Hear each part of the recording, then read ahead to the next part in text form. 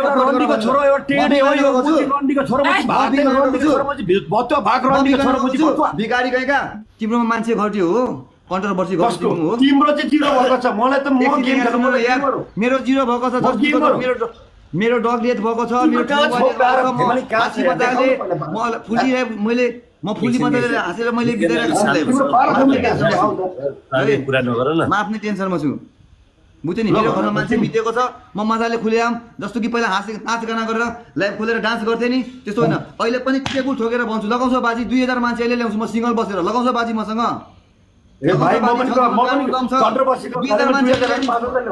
अहिले 2000 मान्छे ल्याउँछु म सिङ्गल बसेर आम्मा कसम ल लगाउँछ बाजी 2000 मान्छे सिङ्गलमा बसेर अहिले पनि म डिजे खोलेर अहिले पनि म आफ्नो क्रियाकलाप देखायो भने 2000 मान्छे यहाँ आउँछ टुके मान्छे मेरो ठुलो बुवा बितेको छ म आफै टेन्सनमा छु होइन मेरो डग बितेको छ मेरो ठुलो बुवा बितेको छ मलाई त्यस्तो कुरा गर्छ मलाई त्यस्तो लाग्दैन हैन के यो कुरा हैन तिमी दुई जनाको मेन इस्यु के हो झगडा सुरुवात त्यो कुरा गर के कस्तो कुरा गरेको यार झगडा के होइन झगडा के होइन निशान बागलुङको लागि म मान्छेहरूले चाहिँ मेरो कुरा काटिरहेको थियो त्यहाँनिर गेस्ट मुभ पनि पुग्यो बान्डेल पुग्यो अनि बान्डेलले के भन्छ यहाँ यो लाइभमा भएको जम्मै मान्छे मेरो लाइभमा हो म लाइभ खोल्न गइरहेको छु यहाँको गेस्ट भएको सबै मान्छेहरू छ हेन्सिआइस तिमी पनि मेरो गेस्टमा उसले मलाई भन्छ त्यो कुरा मलाई चित्त बुझेन दाइ म चाहिँ उसकोलाई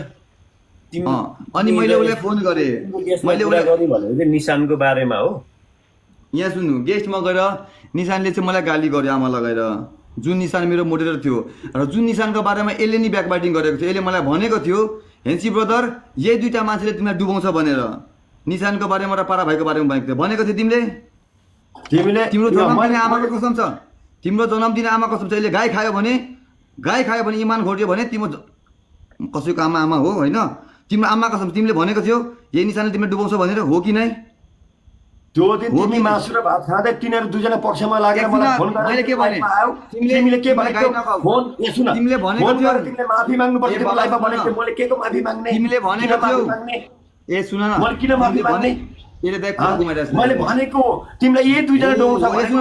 स्वीकार्यो नि तिमीले भनेको हो तिमीले लाइभमा मलाई जब तिमीलाई थाहा छ बोकिरहेको थियौ नि जब तिमीलाई लाइभमा गएर तिमी हिरो बन्न खोजिरहेको थियौ नि ए सुन जब तिमीलाई थाहा छ त्यो मान्छे गलत हो भनेपछि तिमी त्यस्तो मान्छेलाई गेस्टमा राखेर मलाई तिम्रो गेस्टमा बोलाउने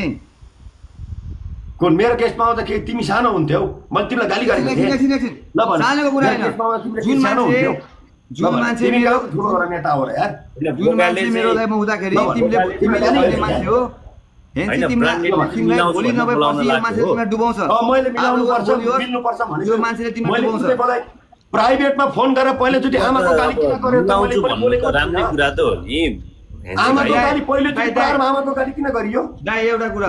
एकछिन म तपाईलाई एउटा कुरा गर्छु ल म तपाईलाई कुरा गर्दैछु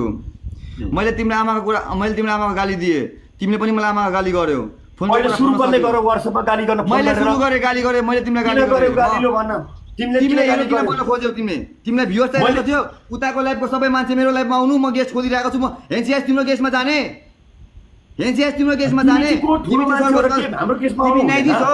तिमी सर्वोच्च अदालतको न्याय तिमीसँग मैले हेल्प माग्न गएको छु मलाई फैसला गरिदियो भनेर मलाई न्याय दियो भनेर म तिमीसँग न्याय माग्न गएको छु गाली किन गर्यो पहिला भन त तिमीसँग मैले न्याय माग्न गएको छु तिमीसँग न्याय माग्न गएको छु म सुन्नु मलाई के समस्या भयो भने भन्दाखेरि आमाको गाली किन मैले गाली गरेर बनाएको थिएँ मलाई के समस्या पर्यो भने म तपाईसँग हेल्प माग्दाखेरि दाइ मलाई चाहिँ जस्टिस चाहियो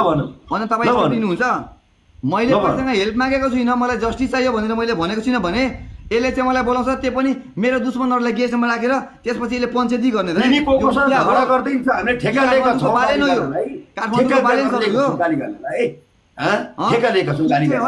तिमीलाई चाहिँ मैले गाली किन गरेँ